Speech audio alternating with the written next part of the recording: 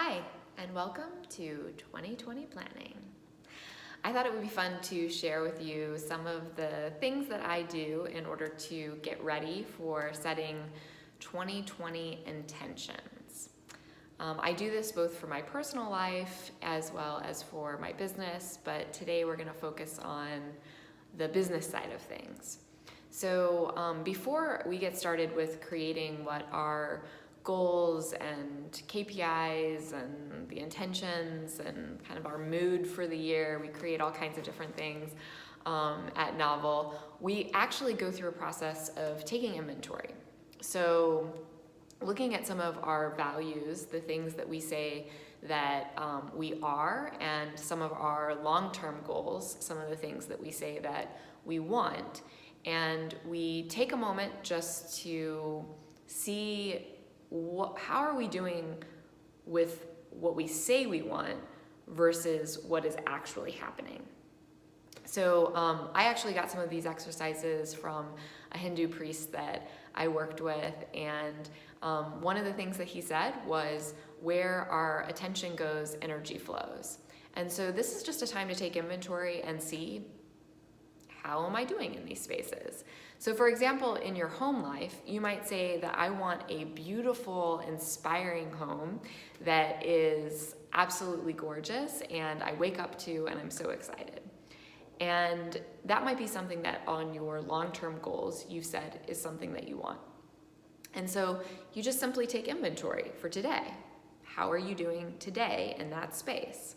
You might say, well, it's actually, my house is kind of disorganized. I have a big pile of laundry. I've got dishes in the sink that need to be washed.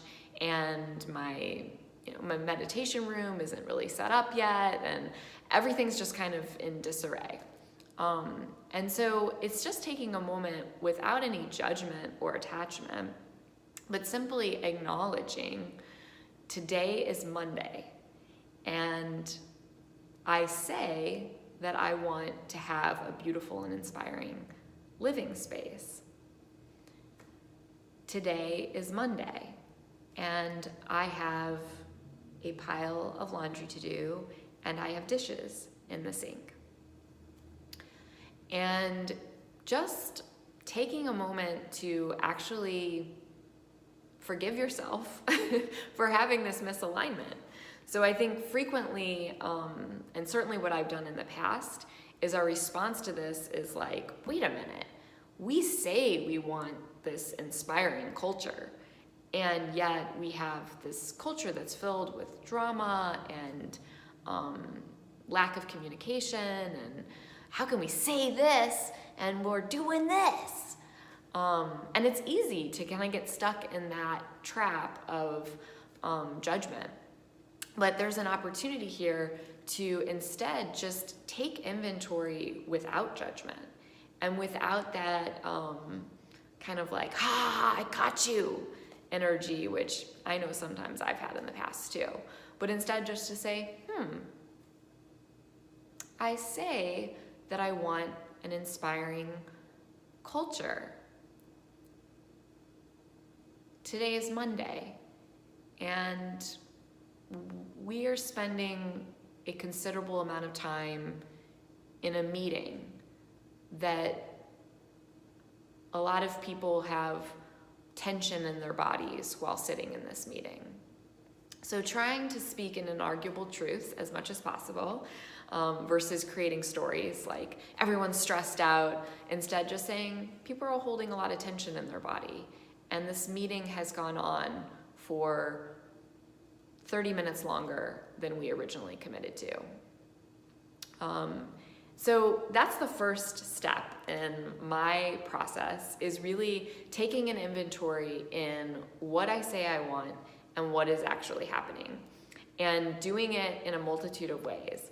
So one exercise that I do is I actually do a time audit, where I'll go through and say, okay, I've said that my goals for the organization for this year are to have revenue growth, to have a inspiring community who I am engaging with on a regular basis, to have a growing audience who is engaged and contributing, and to have a culture that is inspiring and fun to be a part of, but has high amount of trust, a low amount of drama, and a lot of accountability that's built into the culture.